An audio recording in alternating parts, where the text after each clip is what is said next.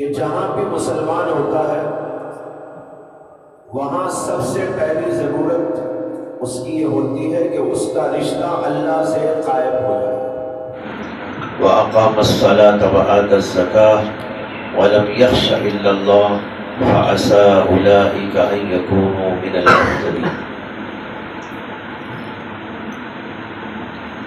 بزرگان محترم، بہت خوشی اور مسرت کا موقع ہے کہ اللہ تعالیٰ نے ہم سب کو یہاں ایک بہت اچھے اور ضروری اقدام کے لیے جمع فرمایا۔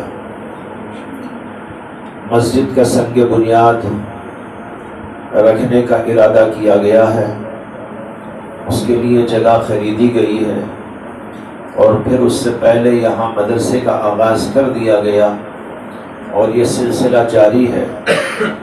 تو ہم لوگ اس وقت مدرسے میں بیٹھے ہیں اور مسجد کی فکروں کو لے کر بیٹھے ہیں۔ مسجد میں جو کام ہوتے ہیں اور مدرسے میں جو کام ہوتے ہیں، یہ دونوں ایک دوسرے سے بہت گہرا تعلق رکھتے ہیں۔ مسجد میں عبادت ہوتی ہے، دعوت و تبلیغ کا کام ہوتا ہے، اور مدارس کے اندر قرآن اور حدیث کی تعلیم ہوتی ہے۔ قرآن و حدیث کی تعلیم لے کر ہی مسجد قائم ہوتی ہے۔ مدرسے کا جو بیس ہے وہ اگر قائم نہ ہوا تو مسجدیں بھی آباد نہیں ہو سکتی، اس لیے کہ قرآن و حدیث ہی کی بنیاد پر مسجد قائم ہوتی ہے، اور قرآن و حدیث کے علوم مدارس میں پڑھائے جاتے ہیں۔ تو معلوم ہوا کہ ایک دوسرے کا بڑا گہرا ربط ہے، بڑا گہرا تعلق ہے۔ یہاں کے ذمہ دار حضرات نے ماشاءاللہ ایک طرف مدرسے کا قیام کیا تو دوسری طرف مسجد کا انتظام بھی کرنے کی کوشش میں ہے۔ یہ دونوں چیزیں مل ملا کر ملت کی ذمہ داری کو پورا کرتی ہے۔ یہاں کے لوگ بہت خوش نصیب ہیں کہ اگرچہ چھوٹی جگہ میں انہوں نے کام شروع کر رکھا ہے، اور دینی تعلیم کا نظام بھی ہے، اور مسجد کا قیام کر کے وہاں عبادت کا نظام بھی قائم کرنا چاہ رہے ہیں۔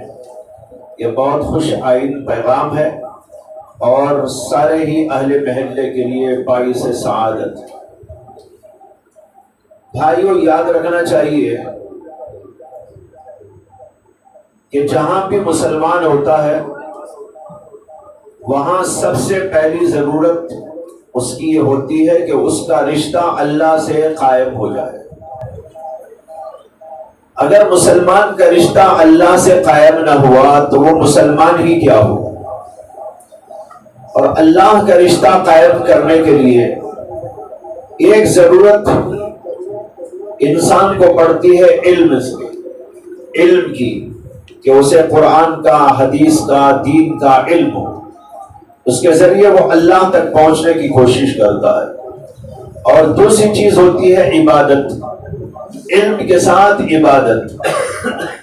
مدرسے کے اندر تعلیم ہوتی ہے، علم دیا جاتا ہے، اور عبادت کا سلسلہ مسجد کے اندر قائم کیا جاتا ہے۔ اگرچہ مسجد میں ہی صرف عبادت نہیں ہوتی بلکہ گھروں میں بھی ہوتی ہے، ہر جگہ پر ہوتی ہے، لیکن ایک مرکزی مقام عبادت کا جو ہوتا ہے وہ ہوتا ہے مسجد۔ مسجد کے اندر عبادت قائم کی جاتی ہے، اور سب سے بڑی عبادت اسلام کے اندر جو ہے وہ ہے نماز۔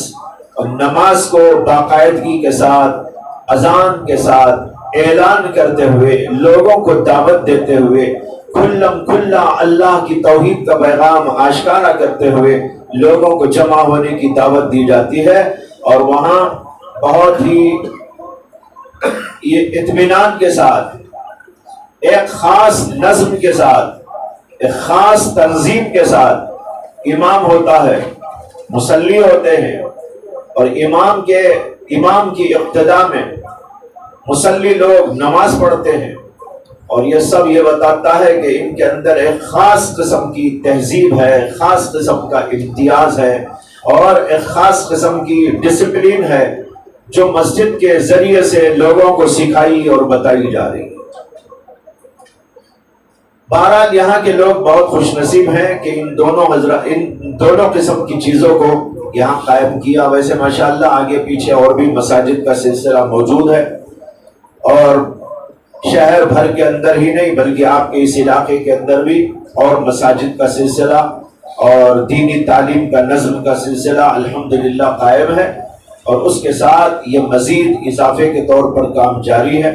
میں یہاں کے حضرات سے گزارش کروں گا کہ وہ اس کام کے اندر ہر طرح تعاون کریں، ہر طریقے سے آگے بڑھیں۔ جن لوگوں نے اس کام کا آغاز کیا ہے، کام کا آغاز کرنے والے وہ ہوں، لیکن ہر آدمی یہ سوچے کہ میرا اپنا کام ہے، مدرسے کو چلانا بھی میرا کام ہے، بلکہ اپنے بچوں کو لا کر یہاں ان کو تعلیم دلانا بھی، اور خود بھی یہاں تعلیم حاصل کرنے کے لیے آئے، اور مسجد کو بھی آگے بڑھانے، اس کے نظام کو آگے چلانے، اس کی تعمیر اور ترقی کے سلسلے میں غور و فکر کرنے اور اس کا تعاون کرنے کا جو کچھ بھی ہو سکتا ہے کرنے کی کوشش کرتے رہنا چاہیے، اور یہ سمجھنا چاہیے کہ یہ ہمارے لیے باعث سعادت ہے۔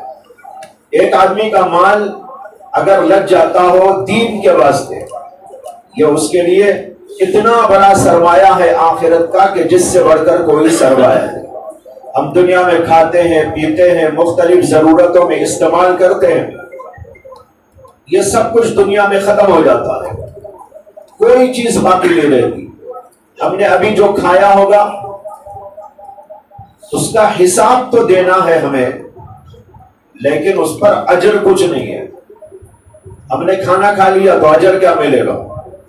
کھانا اللہ نے دیا، ہم نے کھا لیا، اور مزید یہ ہے کہ اللہ کے ہاں سوال ہوگا کہ میں نے یہ دولت دی تھی، میں نے یہ مال دیا تھا، میں نے کھانا دیا تھا، میں نے کپڑا دیا تھا، میں نے تم کو یہ چیزیں عطا کی تھی، تم اس کا حساب چکاؤ۔